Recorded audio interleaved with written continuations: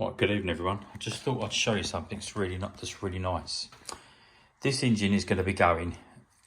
It's going to be going to a good friend of mine, and I'm going to be replacing it with something a bit better, basically. So there's going to be a lot of work going on the car after Sunday coming, because this Sunday coming I'm doing my last sprint in the car, the way the car is right now.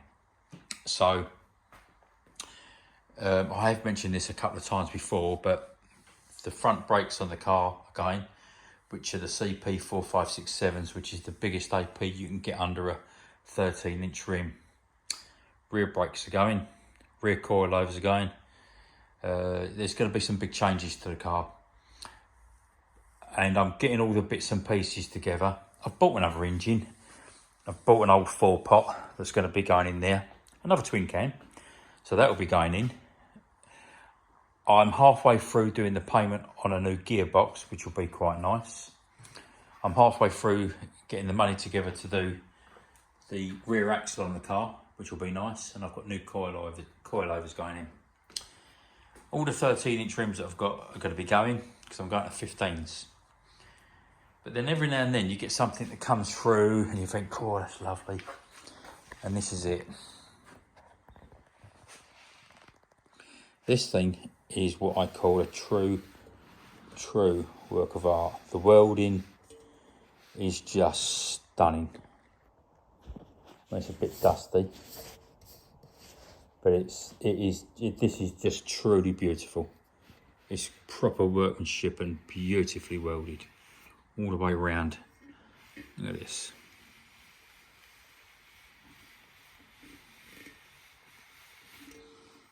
It's beautifully engineered, honestly.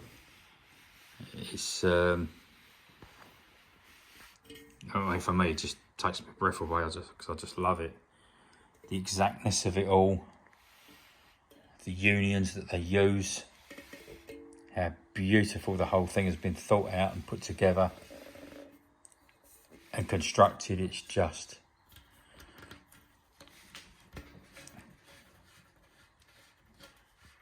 lovely.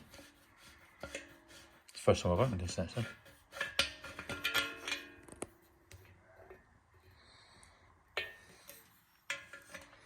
So that's that, and then you've got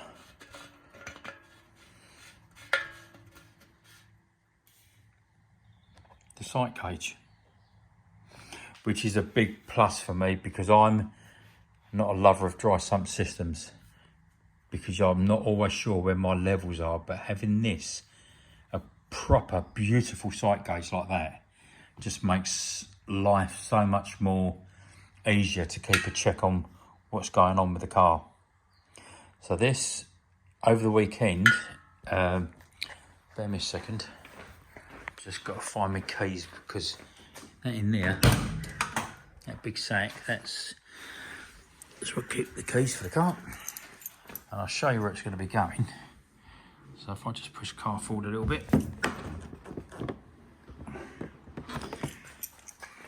I can show you where this is going. There, where the extinguisher is, and this platform that I made for the jack and the spanner for the jack, I'm going to be making exactly the same again for that side. So that will be transferred over to that side, and then the dry sump tank system will go obviously in line where the fire extinguisher is. So this is a job that I'll be doing after the sprint this weekend. There's going to be a lot of changes. The other changes I've got afoot, in a way it's a shame, because I get a lot of comments about how I made this. All this is coming out, all of it. It's going to be changed. Apart from the car tech will stay, but I've just got to reposition it now. Oh, by the way, the seats are up for sale. They are going to be out of date, so it's only for a hot rod boy, I think, or circuit racing boys or whatever, but the seats are stunningly mint and superb. They've only been sat in, I don't know how many times, maybe 80 times, if that. you know, and that's for road use as well. Competition use, only 2 competitions. So that's that. But this is a work of art. When I start fitting this in, I think I'll do a video of how I make what I make, the carbon, and how I fit it. Because I think there's quite a lot of interest sometimes in the way I do stuff. So if you lot think this is worth me posting a full video, which could be a little bit, maybe a little bit laborious, but if you think it's worth me doing this, please comment and I'll do it. In the meantime, good weekend.